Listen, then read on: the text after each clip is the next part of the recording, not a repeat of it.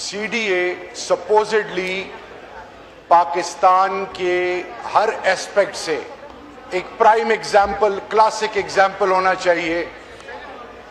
आपकी मुल्क के परसेप्शन के हवाले से, ओवरसीज पाकिस्तानी हो या लोकल इन्वेस्टर्स हो, उनके लिए सबसे बड़ा सवालिया निशान कि CDA के अंडर ऐसी सोसाइटीज हैं जिनके पास NOCs नहीं है, उनकी कोई कंप्लाइंस नहीं है।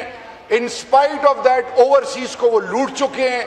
ओवरसीज की इन्वेस्टमेंट अब पाकिस्तान में किसी भी हवाले से वो बहुत बड़ा सवालिया निशान है। मेरा सवाल ये है कि वो कौन से मेजर्स इन्होंने लिए उसको एड्रेस करने के लिए। जी, सप्लीमेंट्री शहरियार आफरीदी साहब।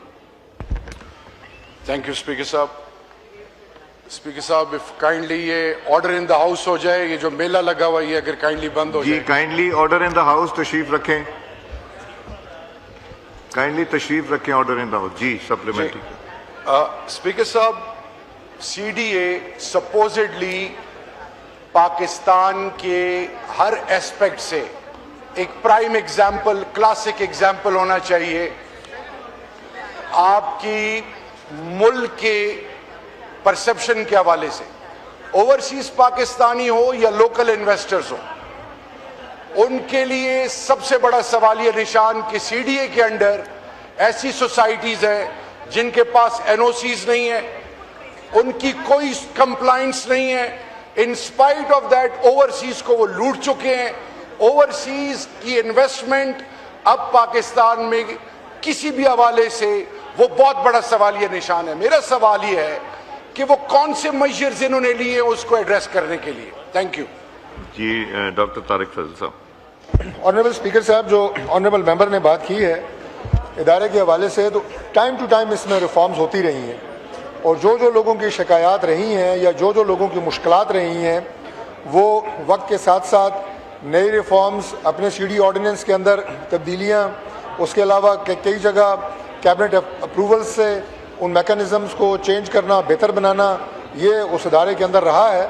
और चूँकि सबसे ज़्यादा जो इश्यूज़ थे वो यहाँ पे मुतासरीन के थे, जो इफेक्टिव्स हैं। चूँकि जब 1960 में CDA हमारे से वजूद में आया तो ये सारी ज़मीनें जहाँ पे आज आपको सेक्टर एरिया या उसके साथ रेजिडेंशियल एरिया सारा नज़र आता है, ये सारी प्राइवेट लैंड्स थी।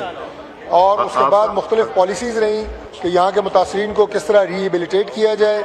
उन पॉलिसीज़ में वक्त के साथ बेहतरी लाई गई। फिर एक टाइम आया कि जब 2007 में ज़मीन परचेज़ करने के बजाय लैंड शेयरिंग और मार्केट प्राइस तक की बात की गई। ये तो है जो आपके मुतासरीन हैं उन्हें अकोमोडेट करना। उसके अलावा भी जूँ जूँ कीमतें महंगी होती गई रेजिडेंशियल प्लस कमर्शियल प्रॉपर्टीज़ की, तो यहाँ पे भी कुछ ऐसे माफियाज और कुछ ऐसे लोग जो फ्रॉड करते हैं। जैसे मैंने अभी पहले बताया कि एक प्लॉट की 2-2 रजिस्ट्रियाँ बना ली, ये चीज़ें सामने आई। तो अब इदारे के अंदर स्क्रूटनी, इदारे के अंदर जो है अकाउंटेबिलिटी, उसका मैकेनिज़्म बहुत स्ट्रॉन्ग है। और उसके अलावा वन विंडो ऑपरेशन है। जो भी लोग आते हैं मुख्तलिफ़ कामों के लिए वो एक विंडो से ऑपरेट होते हैं।